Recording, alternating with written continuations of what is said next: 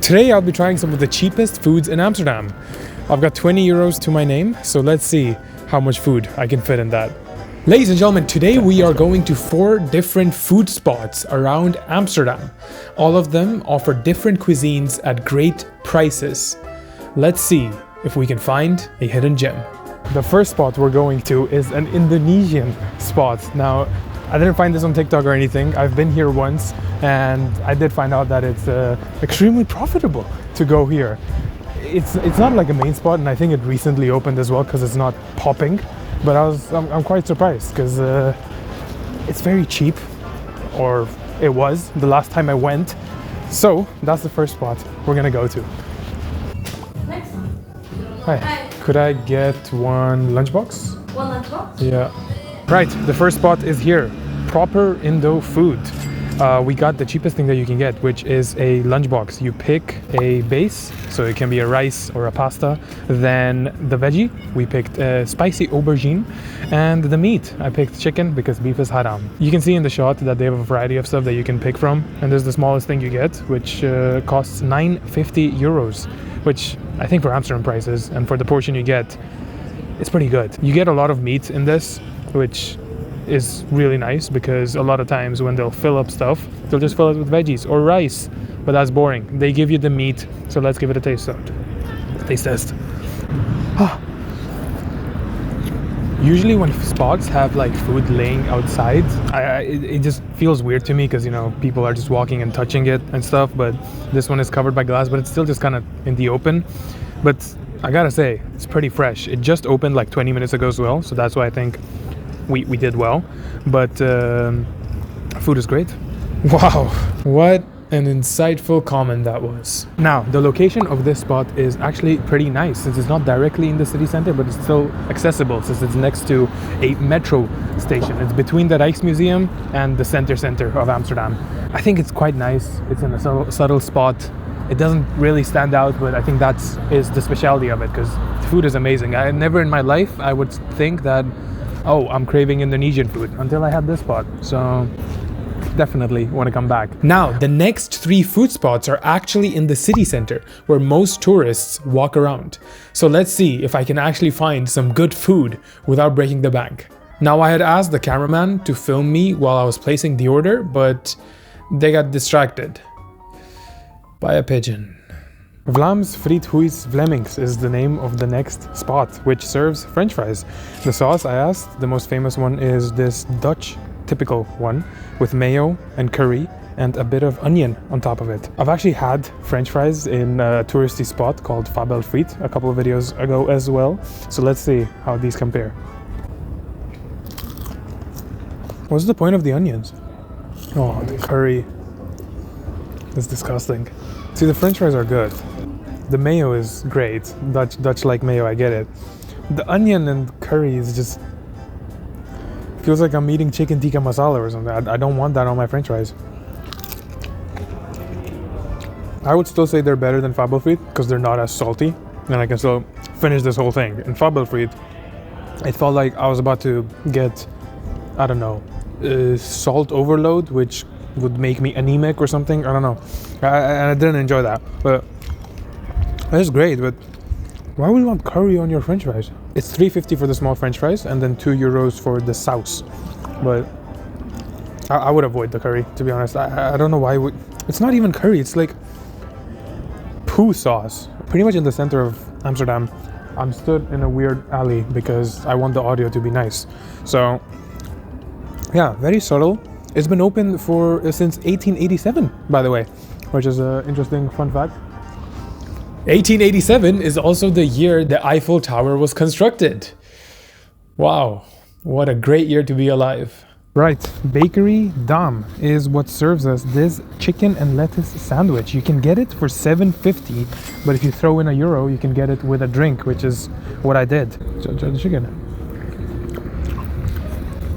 It's definitely been marinated in like turmeric and some different spices.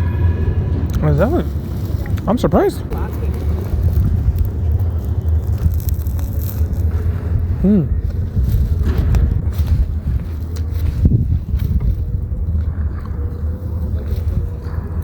The bread is really soft, which I wasn't expecting. The lettuce, it's just lettuce. The chicken is actually really good. I thought, you know, for this price, it's city center, probably some sort of tourist trap or something. But no, I'm very well surprised.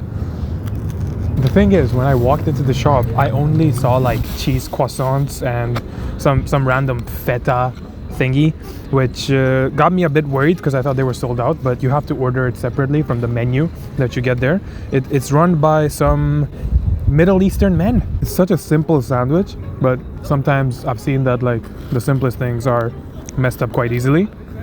But they've just got it right. That's all you have to do, and the price is also right, so there's nothing to complain about here, really.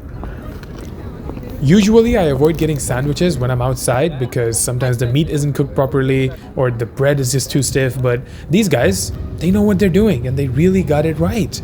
Oh yeah, I finished the sandwich. Really good. It took 2 minutes. Filled up with loads of food in my belly, it was time to make my way to the final location. Now, I'm well aware of the fact that I've gone over the budget at I think 23.5 euros, but there's this one spot that I want to go to. I've walked past it a couple times and it looks amazing from the outside, but I've never actually been there, which is our fourth and final stop because we've had so much savory stuff, we cannot end it without a dessert. So we're gonna go to the laatste kroimbel, which, you guessed it, translates to the last crumble. Now, if you've watched my bakeries video from Munich, you will remember that one of the best pastries we've had was called the apple crumble. The name sounds similar. Does it taste the same? We'll find out soon. We made our way to the final location and found out that it's extremely crowded with no place to sit. So we took our things and made our way to a quieter spot. Right, ladies and gentlemen, we are here with the last spot, the dessert. I have been looking forward to this for the whole video. The last crumble. I have a very scenic view behind us. That's my ferry. Brand new whip. Meow meow. I couldn't stop myself, so I ended up getting 3 things when I only wanted to get 2. But one piece of cake costs 650 euros, which for the size you get, it's not bad. First up, we have the apple pie. The apple pie is falling. Apple bridge is falling down. Now, if you know me, I love my apple pie like I love my men. Raw. The pastries that you see from the outside are the ones that you actually get, which I was a bit taken aback by, but it's still pretty good. Is it the best apple pie I've had? No, because it's way too appley. There's not much solid tart, which I like in my thing. It doesn't come close to the apple crumble in Munich, so maybe it's good you didn't come here, David. The next thing we have, this. I wasn't planning to buy it, but it caught my attention. The strawberry rhubarb cake. Cheers.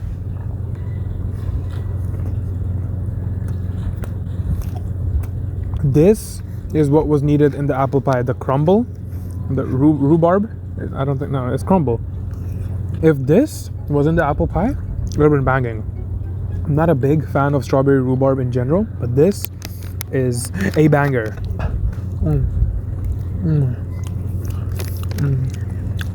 Definitely better than the apple pie already, which now takes me to the final thing. Let's see if that can beat it. The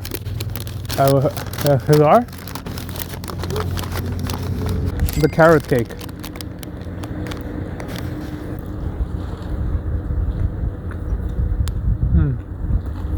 I'm trying to understand what's going on in my mouth. I feel like the cream, it just kills it, and it's way too carroty, if that makes sense. I feel like the layer of the cream is just too thick and unnecessary. Me when I talk about my ass. Too thick and unnecessary? No, sorry. But yeah, ladies and gentlemen, that has been it for this week's video. I spent a total of, I think, 29 euros or something, and I got a bunch of food. The one spot that surprised me that I wasn't expecting was the bakery dum with the chicken sandwich. Chicken was really good, even though like the atmosphere was a little bit sketchy. It's the sketchiest spots that make the best food. But yeah, that has been it for this week's video. Let me know what I should do next. Should I do it in Poland? Should I do it somewhere else? Or should I try the most expensive foods? But, maybe that might not be in the budget, but we'll get a loan for it. That has been it for this week's video. I hope you guys have enjoyed it, and I'll see you guys in the next one.